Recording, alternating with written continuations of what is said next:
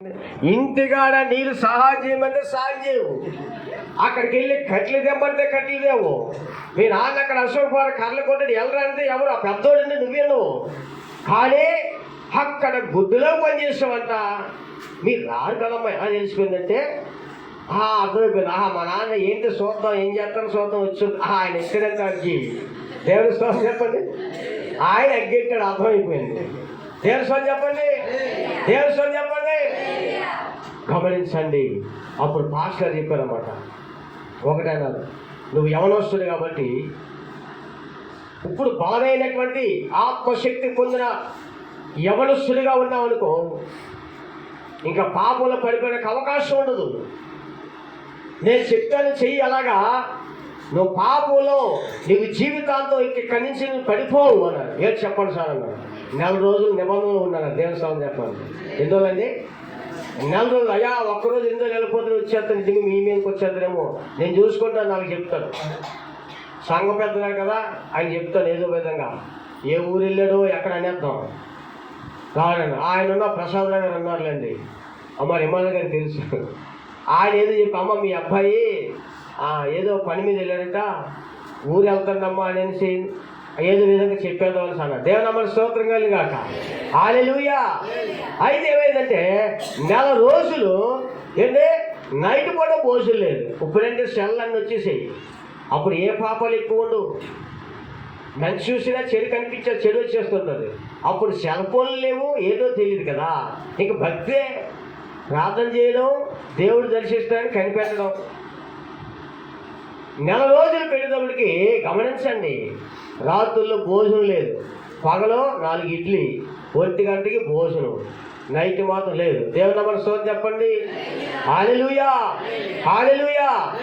అయితే వాళ్ళు ఊరుకు పెట్టినాక చర్చిలో కొద్ది చూసి ఎవరు ఆ ప్రసాద్ గారు లేనప్పుడు మా అమ్మగారు వచ్చి పని ఏం చేస్తానో సేపు శోధన చూసిందంట. అమ్మ మీ నాకు తెలియదు అది మాకు, మీ అబ్బాయి అమ్మ ఉపాసన ఉన్నాడమ్మా అంటేప్పటికి ఇంటికి వెళ్ళిపోయి మీకు పోలీస్ కంప్లైంట్ ఇస్తాను నేను. మా అబ్బాయి గారు చచ్చిపోయాడా, మీ మీద పోలీస్ కంప్లైంట్ ఆయన భయపడి వచ్చేసాడు చర్చి దగ్గరికి. దేవుని నమస్కారం. ఆశీర్వాదం వెళ్ళిపోయి బాబు నా మీద వస్తుంది ఏదో నేను మీ ఇంటికి వెళ్ళిపో. ఏమంటే ఉపవాసం అంటే కొన్ని 4 రోజులు పూర్తి తినకపోతే కొన్ని ఏదైనా అయిపోయి బీపీ డౌన్ షుగర్ చచ్చిపోతాం. ఉపవాసం లేని ఒక పూటని తింటాను కదండి. వాళ్ళకి తెలియదు. వాళ్ళకి ఆటోమేటిక్ ఆయన గంటలు పైగారిని పంపించండి, ఆశీర్వాదం పంపించండి. దేవునికి స్తోత్రం. అప్పుడు ఆయన భయవేసి పోనీ తర్వాత ఉందో వెళ్ళిపోయింది. నాలుగు మాత్రం పట్టింది 3 కాళ్ళు అంటే 3 కాళ్ళే. నేను మాత్రం వెళ్ళను. జవాబు వచ్చే వరకు, దేవుడు ప్రత్యక్షమయ్యే వరకు, దేవుడు దర్శించే వరకు. దేని చెప్పండి. అది ఎలాగ వచ్చిందని నా గొప్పదని కాదు. దేవుని దోషులకి దేవుని ఆత్మ ఇస్తాడు. ఆత్మ ఆయన దగ్గరికి వెళ్ళినప్పుడు ఆత్మ తాకుతుంది. అందుకే ఏలియా వెళ్ళేటప్పుడు, ఏలియా శిష్యుడు ఎలీషా వెళ్ళినప్పుడు ఆయన ఆత్మ ఆయనకు వచ్చింది కనుక ఏలియా అంతటి వాడు ఎలీషా అయ్యాడు. దేవుని స్తోత్రం చెప్పండి. గమనించండి. అంటే మన ఆత్మీయత ఎంత బలంగా ఉండాలో మీరు ఆలోచించండి. మంచి ప్రార్థన పొడిగా కలిగి ఉండాలి. దేవుడితో మాట్లాడుకోగలిగిన వాడిగా ఉండాలి. దైవ శక్తి పొందిన వాడిగా ఉండాలి. దేవుని శక్తి నింపబడినప్పుడు ఆ వచ్చిన విశ్వాసులకి, ఆయన దగ్గర ప్రార్థన విశ్వాసులకి ఈ ఆత్మ కొద్దిగా వాళ్ళకి అటాచ్ పడుతున్నారు. గమనించండి. అది నేను అర్థం చేసుకున్నాను. ఒకసారి ప్రార్థన చేసినప్పుడు అన్నారు ఆయన, నువ్వు చిన్నప్పటి నుంచి ఏ పాపం చేయలేదు కదా, ఏ వ్యభిచార పాపం చేయలేదు కదా, కానీ వ్యభిచార చీకట్లు ఉంటాయి. వాటి మీద విడుదల రావాలి. వాటి విడుదల వస్తే నీలోకి వ్యభిచార చీకట్లు రావు కనుక నువ్వు పడిపోవడానికి అవకాశం ఉండదు. నీకు ఆ తలంపులు రావని ఆయన అడుగు నేను కదా చెప్పాడు. అలాగనే ఉన్నప్పుడు వ్యభిచార సంబంధం ఒప్పుకోమంటే చెయ్యిపోయినా కూడా ఎవరైనా చూసినవి, ఎవరిని ఎటకారించినవి, ఎవరితో మాట్లాడినవి, చూపుల ద్వారా పాపాలు అనేవి ప్రతి ఒక్కరిలో ఉంటాయి. పెళ్లి కాని వాళ్ళ దగ్గర ఉంటాయి, పెళ్ళైన వాళ్ళ దగ్గర ఉంటాయి. ఈ పాపానికి విడుదల రావాలంటే నేను ప్రార్థనప్పుడు నేను సేవకుడు కాబట్టి అనేక మంది స్త్రీలతో నేను మాట్లాడాలి కాబట్టి ఎవిసారి తలంపులు వస్తాయి, ఎవిసారి ఆలోచనలు వస్తాయి. కనుక నేను దేవుని దగ్గర అగ్నితో కాల్చబడ్డాను. దేవుని చెప్పండి. అలాంటి స్త్రీలతో గంటలు మాట్లాడిన ఆ తలంపు రాకుండేలాగా దేవుని దగ్గర ఆ వరాలు నేను పొందుకున్నాను. కనుక నేను చెప్తాను చేయన్నాను. ఎందుకంటే బైబిల్లో మాట ఉంది. మీ పైన నాయకుడు చూడండి, ఏప్రిల్ రాసిన పత్రిక చదవగలమా? మీ పైన నాయకుడు ఏప్రిల్ రాసిన 13వ అధ్యాయము, ఏప్రిల్ రాసిన 13వ అధ్యాయము 16వ వచనం చదవండి. బైబిల్ చదవండి. 17వ వచనం. మీ పైన నాయకులుగా ఉన్నవారు లెక్క చెప్పవలసిన వారై మీ ఆత్మలను కాయిస్తున్నారు. ఎవరికందా? మన పైన నాయకుడు ఆత్మలు కాయిస్తున్నారంటే దేవుడికి లెక్క అప్ప చెప్పాలంట. ఎవరు చెప్పండి? దేవునికి ఎవరి గురించి? ఎవరినైతే రక్షిస్తున్నాడో, ఎవరినైతే సువార్త చేస్తున్నాడో, ఏ సంఘాన్ని అయితే కాస్తున్నాడో ఆ సంఘ ఆత్మ గురించి దేవుడికి లెక్క అప్ప చెప్పాలంట. దేవుడి స్తోత్రం కలుగాక. ఒక ఆత్మ వచ్చింది, లేదా ఒక యవనస్తుడు వచ్చాడు, లేదా ఒక యవనరాలు వచ్చింది. అతనికి ఏం చేయాలంట? మాయ చేసి డబ్బంతా పిండేసి ఏది తెలియకుండా ఒట్టి చేతితో పంపిస్తే దేవుడు లెక్క అడుగుతాడంట. ఏమయ్యా, నా ఆత్మను తీసుకొచ్చాను, ఆ బిడ్డతో డబ్బంతా లాక్కున్నావు, ఆవిడకి ఏంటి నేర్పించలేదు, ఆవిడ భక్తి పూర్వకంగా చేయలేదు, దేవునితో మాట్లాడడం నేర్పించలేదు, ఆవిడ భక్తి ఏంటో తెలియదు, కానీ కాబట్టి నశించిపోతుంది. కనుక ఆత్మ గురించి నువ్వు నాకు లెక్క అప్పగించవలసిన. దేవుని స్తోత్రం చెప్పండి. హల్లెలూయా. ఆ భారం ఆయనకు ఉంది కనుక ఏంటి స్టార్టింగ్ బాగా దొరికాడని చెప్పేసి మొత్తం పిండి పాడేసినట్టుగా ఆ సౌలు దేవుడానికి తెలిసాడు. అలాగే దేవుడం మొదలుపెట్టి దేవుని నమస్కారం చెప్పండి. హల్లెలూయా. అప్పుడు ప్రార్థన ఉన్నప్పుడు ఎవరొస్తారు కదా, గబుక్కొని ఎవరైనా చూస్తారు, అందంగా ఉన్నారు చూస్తారు, నవ్వుతారు, ఏముంటారు చెంచని. అయితే వాటి సబ్జెక్ట్ చెప్పారనమాట. ఎలా ఒప్పుకోలు ప్రార్థన ఉన్నప్పుడు ఏమైందంటే పడుకున్నప్పుడు నా పక్కన ఒక స్త్రీ పడుకున్నాడు. నా పక్కన ఒక స్త్రీ పడుకుంటే ఆ అయ్యగారు ఇలాగే వెళ్తున్నారు, ఆ కిటికీ అవతల అయినారు, మా ఇద్దరం పక్కన పడుకున్నాం మామూలుగా. అయితే పడుకున్నప్పుడు నా పక్కన పడుకుంటే ఆ పాస్ట్ గారు ఇలాగ వెళ్తున్నారు. ఇలా వెళ్ళినప్పుడు సూర్యుడు వెలుగుంటారు కదా, ఆ నీడ ఉంటుంది కదా, మనిషి నీడ కనిపిస్తుంది కదండి. ఆ నీడ నా మీద నుంచి అలాగే వెళ్తుంది. ఆ నీడ పడుకుంటే నీడ అలాగే వెళ్తుంది అన్నమాట. ఎప్పుడైతే నీడ పడిందో ఆ పడుకున్న స్త్రీ లేచి వెళ్ళిపోయింది. క్లాప్స్ కొట్టండి.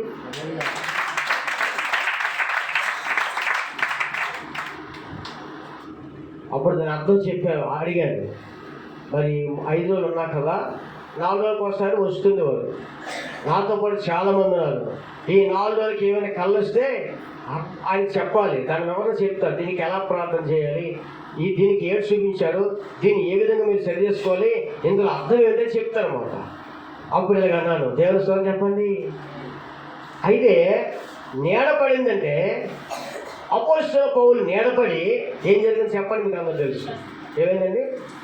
అపోస్తలుల పౌలు కూడా నీడపడి రోగుల్ని లేచి నడిచిపోయారట.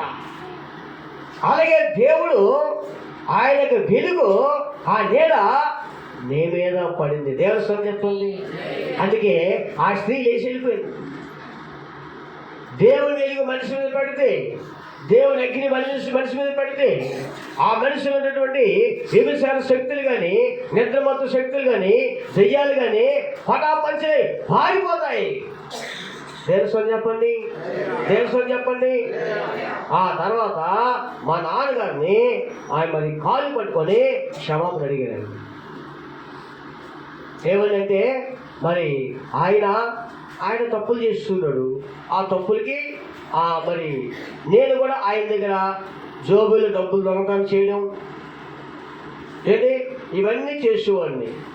చేసి అలా ఉంటుండగా ప్రార్థనప్పుడు ఏమైనా మీ నాన్నగారు ఏమైనా తప్పు చేసావని అడిగాను. చేశానయా, అది తప్పు చేస్తే తల్లిదండ్రులు దూషించాడు, అది శిక్ష నీ మీద, ఆ పాప నీ మీద పని, అది ఒప్పుకొని కడుక్కో, పాపాలు ఒప్పుకోకపోతే క్షమాపణ లేదు అని బైబిల్ చెప్తుంది. చిన్న పాపమైనా పెద్ద పాపమైనా బాల్యకాల పాపం ఒప్పుకునేవాడికి వెళ్ళాను, అయ్యా నాన్న తీసి ఇది అంతగా క్షమాపణ దేవస్థానం చెప్పండి అని తెలియదు కదా, నన్ను ఎందుకు క్షమాపణ నాకు వాళ్ళు ఎందుకు పట్టుకుంటాం అంటే ఇలాగ అడగాలి, క్షమాపణ అడగాలి తప్పులు చేసిన వాటికి అనేసని అప్పుడు కాలు పట్టుకుని నాన్న క్షమించాను. దేవస్థానం చెప్పండి. హల్లెలూయా, హల్లెలూయా. గమనించండి, అప్పుడు క్షమించని చెప్పారు. చెప్పిన తర్వాత అలాగా అక్కడి నుంచి ఇంకా సన్నిధికి వెళ్ళడం ప్రారంభించాను. సన్నిధికి వెళ్ళడం పరిచర్య ఎక్కువగా చేశారు అన్నమాట. పరిచర్య అక్కడ నీళ్లు మోస్తుండేవారు, పేర్లు మోసుకునేవారు. మా పేర్లు అండి, పేర్లు అంటే అక్కడ టౌన్లో కాబట్టి మరి ఆ యొక్క కమల చర్చి అక్కడ గొచ్చిన ఎర్రగొండది ఎవరు వచ్చి కూర్చున్నా బురదంటికి పోయింది. అయ్యాడండి మరి చాలా దూరం వెళ్ళి ఎక్కడ పేడలు అంటే ఇంకొక 2-3 వాళ్ళు కలిసి ఆ పేడ మోసుకొని వచ్చి అక్కడ చర్చి దగ్గర పెడితే అదే అక్కడ అలకడం ప్రారంభించాం. దేవుని స్తోత్రం చెప్పండి. మరి మేము కూడా ఒకసారి అలిగిపోండి రాదు, అయినా కూడా వాళ్ళు అలగలుగుతారు. పాపం ఆ చేయలేకపోతే మేము కూడా చేస్తాం అలగలిపో. దేవుని స్తోత్రం చెప్పండి, దేవుని స్తోత్రం చెప్పండి. హల్లెలూయా, దేవునికి స్తోత్రము కలుగుగాక. ఒకసారి మా అయ్యగారికి ఒక ఆయన ఫోన్ చేశాడు, అయ్యా మరి విజయవాడ నుంచి బియ్యం బస్తాలు వచ్చే ఒక 6 బస్తాలు, మరి నేను దూరంగా ఉన్నాను అంటే ఆయన మరి నేను కూడా దూరంగా ఉన్నానంటే ఎవరంటే మీ పెద్ద కొడుకు పంపించుకొచ్చాను. దేవుని స్తోత్రం చెప్పండి. ఎవరంటే పెద్ద కొడుకు. అప్పుడు ప్రభుదాస్ గారు చిన్నవాళ్ళు అనమాట, చిన్నపిల్లలు. పెద్ద కొడుకు ఎవరున్నారు అని ఆలోచిస్తే ఎవరు లేరు అంటే నేను ఎప్పుడు వచ్చినా మీ దగ్గర పనిచేయాలి, మీరు అన్ని చెప్తుంటే శాతం స్తోత్రాన్ని కదండి అన్ని శాతం చెప్తుంటారు. నా ముందు అంత మాట్లాడుతున్నాను ఇలా సాపక అనేవారు ఇలా గడి కట్ట అనేవారు కదా, మీ అబ్బాయి అనుకున్నా, మీ అబ్బాయి కాదా? దేవుని నమస్కారం చెప్పండి. మా అబ్బాయి కాదండి, నా శిష్యుడు. దేవుని స్వామి చెప్పండి, నా శిష్యుడు. మీరు కూడా పరిచయం చెయ్యాలి. దేవుడు దాసు నేను ఆడుకోవడానికి రాలేదు, ఏదో డబ్బును ఆశించి రాలేదు, ఆత్మలు రక్షించబడాలని దేవుడు మాట కొరకు వచ్చాను కనుక ఇది దేవుడి పని. ఏం చేయాలంటే వచ్చి కుర్రోళ్ళందరూ ఏం చేయాలంటే సాపలు వేయాలి, పేర్లకాయలు వచ్చేసి చేయాలి, చర్చి తొడాలి, సేవకు లేదని చెప్తే పనంతా చెయ్యాలి. ఒక పాస్టర్ గారు చెప్పారన్నమాట, పాస్టర్ గారు ఏం చెప్పినా కర్రపొల్లు తీసేయమని ఏం చేసినా మీరు చేస్తే మీరు దీవించబడతారు. దేవస్థానం చెప్పండి, దేవస్థానం చెప్పండి. గమనించండి, ఒక ధనవంతుడికి సేవ చేస్తే మనకు ఆయనకి ఇంటికాడ అన్ని పనులు చేస్తే డబ్బులు ఇస్తాను ఎలాగెళ్తాం? ఏదో ఫలితం ఇస్తుంది కదా, ఏదో ఫలితం దొరుకుతుంది కదా. అలాగే భగవంతుడి యొక్క సేవ చేసే సేవకుడికి వాళ్ళకి చేస్తే దేవుడు ఇస్తాడు పెట్టుకోవాలి. వాళ్ళు డబ్బులు రూపాయలు ఇస్తారు, మనకు డబ్బులు రూపాయలు సేవకుడు, కానీ దేవుడు ఇస్తాడు. దేవుడు సార్ చెప్పండి. హల్లెలూయా, హల్లెలూయా. మనం పరిచర్య చెయ్యాలండి. ఏం చేయాలి చెప్పండి, ఏం చేయాలి చెప్పండి? పరిచర్య చెయ్యాలి. దేవునామని స్వామి చెప్పండి, దేవునామని స్వామి చెప్పండి. మా నాన్నగారి గురించి ఒక కళ వచ్చిందండి. ఏమొచ్చిందంటే ఆయన మరి పాము, ఆయన ఎలా పడుకున్నాడంట, పడుకుంటంట పెద్ద పాము వచ్చాడండి, నోట్లోకి వెళ్ళి ఫుల్గా వెళ్ళి పడుకుందంట అని అర్థమవుతుందండి ఎవరికైనా? కళ చెప్తున్నాను. పాము ఏమైందండి, నోట్లోకి వెళ్ళి పడుకుంది. తెల్లవారు అయినప్పటికంట ముడ్లో నుంచి వెళ్ళిపోతుందంట. మరి బయటికి వెళ్తారు కదా, రాత్రులు పడుకున్నాడు వచ్చి నివాసం చేసి పగలు పని చేస్తారు కదా, అలా రోజు వస్తుందట. ఆ రాత్రులు వెళ్ళిపోయి మేత అంతా తెలిసి రాత్రుల్లో అంటే నివాసము చేస్తుంది. చెప్పండి, ఏంటి నివాసం చేస్తుంది? నివాసం. అప్పుడు అర్థమైంది, ఈ కాలం దేనికి వచ్చిందంటే ఆయనలో దేవుని స్తోత్రం కలుగును గాక. హల్లెలూయా, హల్లెలూయా. నేను అర్థం చేసుకుంది ఏంటంటే మా నాన్నకి ఆ పాము, ఆ తాగుబోతనే పాము ఆవరించింది. రాసుకోండి. మరి ఒక కళ వచ్చిందంటే దానికి క్రియ కనబడాలి కదా. ఆ క్రియలు ఏంటంటే మీకు చెప్తాను. ఉదయం లెగ్గాన టీ తాగే బదులుగా మందు తాగిపోవడం. చెప్పండి, మనం టీ తాగుతామా? టీ తాగకపోతే మనం లేకం. టీ తాగకపోతే లేగుతావా? టీ తాగితే కానీ అడుగు మనసు మీద కాలు కింద కడతాం కదా. అలాగే అతనికి మందు తాగితేనే లేచి కూర్చుంటేవాడు అన్నమాట. పోనీ ఏదో ఒక ఏదో కొద్ది వేసాడు, ఒక 100 రూపాయలు అనుకుంటే అది అయిపోయిన తర్వాత మళ్ళా వెళ్ళిపోయాడు అన్నమాట. డబ్బులు ఎట్లా లేవనుకోండి, ఆ యొక్క సంశయాలుగా చూసాడు అనమాట. డబ్బులు చాలా అందరూ అడుగు ఎవరు ఇచ్చేవారు కాదు. ఆ సంశయం మీద చూసిన తర్వాత కంచుమంత తర్వాత ఇవన్నీ కూడా చిన్న చిన్నవి అంటే ఏంటి, పెద్దవైతే పల్లెలు కనబడతాయి. అది ఏదో అటుకెళ్ళిపోయినట్టున్నాను అనుకుంటాం. కనబడకుండా అంటే జోబులు దూరిపోవాలి. దేవస్థానం చెప్పండి, దేవస్థానం చెప్పండి. హల్లెలూయా, హల్లెలూయా. చిన్న చిన్న చెంబులు అయితే జబ్బులు దూరిపోతాయి. కంచుమంతులు, కంచు చెంబులు దేవస్థానం కొన్ని కాదంటే గొప్ప నిజమే. అవి ఏం చేసేవాడంటే జోబులు పెట్టుకొని వెళ్ళిపోతుంటాడండి. మా అమ్మగారు వచ్చేవారు, ఏంటి మందులు కనబడలేదు, ఏంటి కాక ఆ గ్లాస్ కనబడలేదు అనేది అన్నమాట. దేవస్వామి చెప్పండి, దేవస్వామి చెప్పండి. కనబడలేదు. కనబడేటప్పటికి ఏం జరిగిందంటే అతనే తీసుకెళ్ళి ఉంటాడు. మళ్ళీ ఏమైనా అన్నావా శతకబాదీసేవాడండి.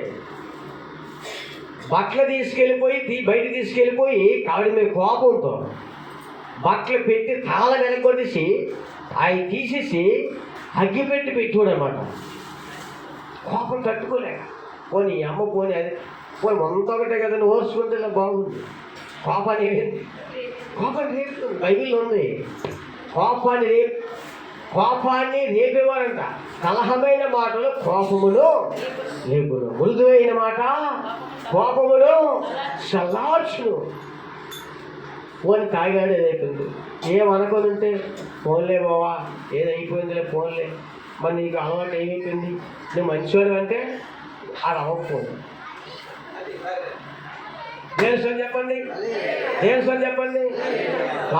తాగేవాళ్ళు మీ ఇంటికి వస్తే, మీ భర్త కానీ మీ స్నేహితుడు కానీ మీ భర్త కానీ వస్తే మీరు ఫస్ట్ చేయవలసింది ఏంటంటే, మీరు ఏంటి మరి కోపము తెప్పించే మాటలు మీరు మాట్లాడకూడదు. సరే ఏదైతే జరిగింది కొన్ని ఒక 2000 పట్టుకొని తాగేసి అనుకోండి, ఏమన్నా సైలెంట్గా బాగుంటుంది కాదని లేదు. ఆ బాధ కోపంలో కొక్కుతో నేను కాదని లేదు. కోపంలోకి ఎక్కారా 2000, ఇప్పుడు 4000 కూడా మరొక నష్టం కనబడుతుంది. 2000 వదిలిపోలేదు కదా, ఇంకో 4000 ఏంటి ఆయన కోపం వచ్చి ఏం చేస్తారు ఆయన తెలియదు. దేవుని స్తోత్రం తెలియదు. ఏం చేస్తారంటే ఫ్రిడ్జ్ ఎరగొడిసి అనుకోని ఏమవుతుంది, 5000 రూపాయలు ఫ్రిడ్జ్ మాయైపోతుంది.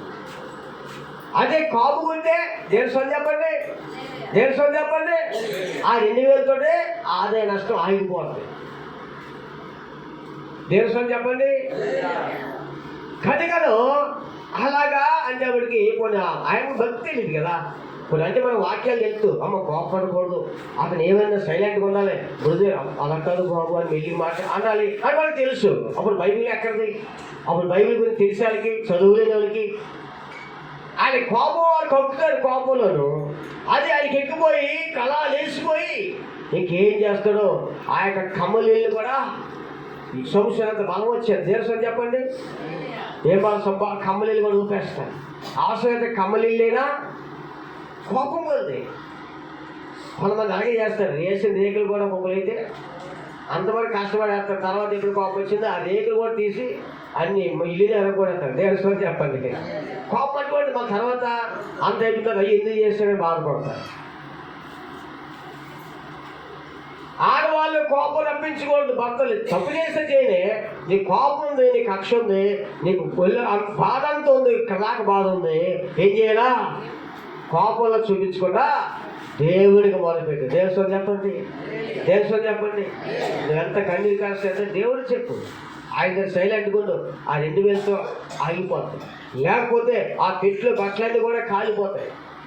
పెట్లు బట్టలు కాదు ఎంత నష్టం అండి, ఎంత ఆశపోయినట్టు. ఎన్ని రోజులు కష్టపడితే ఒక 3 జతలు 4 జతలు చీరలు బట్టలు వస్తాయి. దేవుని నమ్మని సోదరు చెప్పండి. అలాగా తాగేవాడు. ఎందుకు ఈ మాట చెప్తారంటే వచ్చిన దర్శనానికి చెప్పండి, వచ్చినటువంటి ఆయన యాక్టింగ్కి సరిపోయింది. అదే మాకు అందుకే చీకటి ఉంది, అందుకే ఈయన ఇలాగ ఊతున్నాడు, ఈ చీకటి పోయినట్టుగా చేస్తే ఆయన మారుతాడని ఆలోచన కలిగింది. దేవస్వం చెప్పండి, హల్లెలూయా, హల్లెలూయా. అయితే ఏం చేశాను, ప్రభువా మా డాడీ మారాలి తండ్రి, ఎన్నో ఉపవాసం ఉండాలి ప్రభువా, చెప్పండి 10 రోజులు ఉండాలా, వారం ఉండాలా, మా నాన్న తాగుబోతు అయిపోయాడయ్యా, మార్చండి ప్రభువా అని ఎంతగానో ప్రార్థన చేస్తున్నాడు. చేస్తుంటే ఒక దర్శనం వచ్చిందండి, కళ. ఒక పాస్టర్ గారు వచ్చారంట. ఆ పాస్టర్ గారు ఏంటి, మా నాన్న సంగతి ఇక్కడ వాళ్ళకి అడగని చెప్తే మీకు అబద్ధం అనుకుంటే మొత్తం చెప్తే స్టోరీ అంతా. నేను చిన్న ముక్కలే చెప్తే మాత్రం 3 రోజులు చాలదు. ఆయన త్రాగుడికి, ఆయన నడిచే పద్ధతులకి అంతా చెడు తాగుడు కోసం ఎన్ని చేస్తారు. ఒక ఆయన రక్తపరి చేసినప్పుడు అన్నారండి, ఏమవుతారు, మా బావగారు తీసుకెళ్ళారు, బాగులేదండి, ఏమవుతారు అన్నారు. మా మావయ్య అండి, మా ఆవిడ నాన్నన్నారంట, ఇతనికి రక్తం లేదండి, ఆల్కహాల్ ఫుల్ నిండిపోయింది. దేవుని చెప్పండి. బైబిల్లో మరి ఒక ఆయన మేషాల గొరప్ప ఆయన తెలుసండి, ఎంతమంది తెలుసండి మేషాల గొరప్ప? అతని రక్తంలో ఏముందండి, విశ్వాది. టెస్టింగ్ చేస్తే రక్తంలోనూ డాక్టర్ రాశారు, బాబు ఈ మనిషి రక్తం లేదయ్యా బాబు, బాబు లేక విషంతో నిండిపోయింది, మనిషి రక్తం బ్లడ్ లేదు, చేశాడు. అలాగా బాగులేదని వెళ్తే బాగా ఇరికే పడిపోయింది. చూడండి, రక్తపరీక్ష చేయడం వెళ్తే రక్తం లేదు, రక్తమే ఆల్కహాల్గా మారిపోయింది. ఇతను ఎంత తాగుబోతేడు బాబు అన్నారంట. దేవస్వం చెప్పండి, మీకు అర్థమైపోతుంది. దాన్ని బట్టి వచ్చిన దర్శనానికి దానికి మంచి గవర్నమెంట్ ఎంప్లాయీ, సుఖం లేదు. మా నాన్నతో ఉన్న మంచి ఇల్లు కట్టారు, వైజాగ్లో మంచి ఇల్లులు జాగాలు కొనుక్కున్నారు. ఆ తర్వాత ఎప్పుడైనా కలిస్తే మేము ఎంత బాగుపడ్డాం, మీరు మాలా ఉంటారు అనుకున్నా, కానీ మీ నాన్న వాళ్ళంతా మీరు దరిద్రులు అయిపోయినారు. దేవుని నమ్మని సోదరు చెప్పండి. ఏమిటయ్యా భగవంతుడు రాసిన రాత ఏం చేస్తాం అనుకుంటుంటాం. దేవుని నమ్మని స్తోత్రం, హల్లెలూయా, హల్లెలూయా. కనుకను ఏమైందంటే అప్పుడు నేను ప్రార్థన చేశాను, ప్రభువా మా నాన్నగారు మారాలి ప్రభువా అని ప్రార్థన చేశాను. ఈరోజు ఎవరైనా డ్రింకింగ్ చేస్తే, బిడ్డలు ప్రార్థన చేస్తే కార్యం జరుగుతుంది. దేవస్వం చెప్పండి. అప్పుడు ప్రార్థన చేస్తుంటే నాకు ఒక దర్శనం వచ్చిందనమాట. ఎలాగంటే పాస్టర్ ఇచ్చారు, ఏడు మీ నాన్న ఎక్కడైనా అడుగుతున్నాను, అదిగోటి అక్కడ ఉన్నాడు అన్నాడు. అయితే ప్రార్థన చేస్తాను, తావురు మానేస్తాను. అప్పుడు అయ్యా తీసుకెళ్ళి అప్పుడు ఆయన చేయలేసి ప్రార్థన చేస్తున్నాను. ప్రార్థన చేస్తుంటే గమనించండి, అప్పుడు అతను తావురు మనిషి బాగా మంచిగా రెడీ అయిపోయాడు. దేవస్వం చెప్పండి, హల్లెలూయా, హల్లెలూయా. అయితే అప్పుడు అది జరిగిన తర్వాత 2-3 సంవత్సరాలు అండి తాగుడు జోలికి వెళ్ళాలి. దేవస్వం చెప్పండి, క్లాప్స్ కొట్టండి. 3 సంవత్సరాలు తాగుడులోకి వెళ్ళలే. నా గొప్పతనం కాదు, నేను ప్రార్థన చేశాను నా తండ్రిని మార్చమని. గమనించండి, బాగా మారాడు. మళ్ళా ఏంటంటే దేవుడు విషయం తెలియదు కదా, భక్తి తెలియదు కదా. మళ్ళీ ఆ యొక్క మారి మళ్ళీ ఏం చేశాడంటే మళ్ళీ ఒక దేవుని కోసం బట్టి బాగా ఉన్నాడు.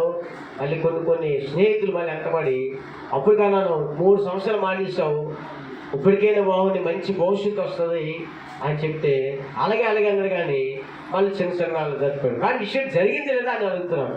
జరిగింది. దేవస్వం చెప్పండి, హల్లెలూయా, హల్లెలూయా.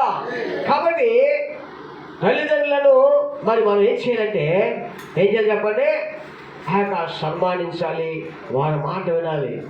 ఇస్సాకు యాకోబుకి దేవుడు దీవించాడు కనుక ఆయనంట ఎక్కడ అడుగు పెడితే పాదం పెట్టిన చోటల్లా యెహోవా అతను దీవించాడు. ఎక్కడ మాట చూడండి, అతను యాకోబు పాదం అక్కడ అడుగు పెడితే అక్కడ పాదం పెట్టిన చోటల్లా యెహోవా ఆశీర్వదించినది. ఆదికాండం చూడండి, ఆ మాట పట్టుకున్నాం. అతను పాదం పెట్టిన చోట్లల్లా యెహోవా ఆశీర్వదించను. ఆదికాండము